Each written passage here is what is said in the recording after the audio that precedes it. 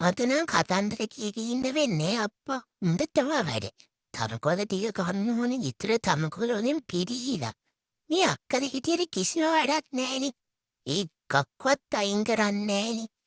මං අත් ඉතින් මේව කරලා අම්මට උදව්වක් දෙන්න ඕනේ. තව ඉතින් කොච්චර වැඩ තියෙද අප්පත් දවසමට කරන්නේ. බිව් කොම කරකර ඉතින් ඔයාලට කතන්දර කියන්න විදියක් නැහැනේ අනේ. තනකොළ ටික කොමට ඉවර කළා දැන් ඉතින් පොල් ටික ඇඳගෙන යන්නත් වෙනවනේ.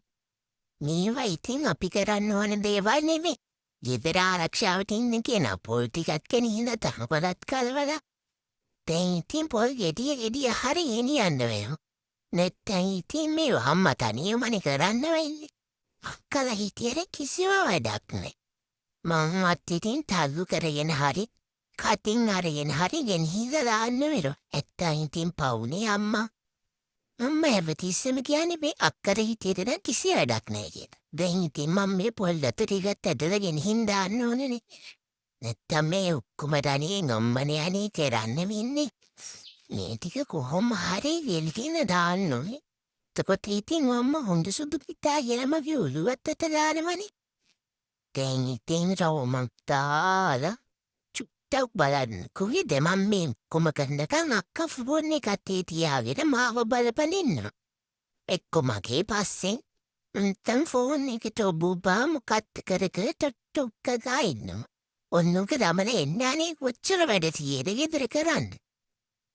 ඕක මගේ දිහාට දික් කරගෙන ඉන්නවා. මොකක්ද ඔය? එන්නකෝ. ඕකත් කොහෙන් ආයි තියලා එන්න. මින් ගෙදර වැඩ කොච්චර තියෙනවද? මට මේ ඔක්කොම තනියෙන් කරන්න බෑ. මං කරන්නෙත් නෑ. මාත් තාටියලා බලන් ඉන්න. ඔයා කරන්නේ තමන් මොකටද කරන්නේ? මං ඉතින් මෙහෙම වාඩි වෙලා ඉන්න. මටත් ඉතින් වෙන වැඩ නැතුව නෙමෙයිනේ. මේව ඔයා කරන්න ඕනේවා. මම තමයි තනියම කරන්නේ.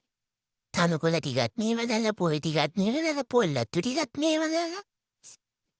දැන් ඉතින් ඔයා මාව වීඩියෝ කර ඉන්න. මං නම් අද ඔක්කොම වැඩ ටික කර. අම්මා බනින එක හරි. ඔයා කිසි වැඩක් කරන්නේ. පොඩ්ඩක් මන් දිහා බලවත් හැදෙන්න. ඔයාලා කිසි වැඩකට නැති නිසානේ අම්මා මාව ගෙනල්ලා හදන්නේ. අම්මා කියන කතාවත් හරි. කිසිම වැඩකට නැහැ. නිකන් කාලේ කනවා. අනේ මන්ද එක්ක මං වගේ හැදෙන්න ඕනේ. බලන්න මං අද දවසේ කොච්චර වැඩ කරාද කියලා. ඔයාලගේ ගෙවල්වලත් මෙහෙම දානේ.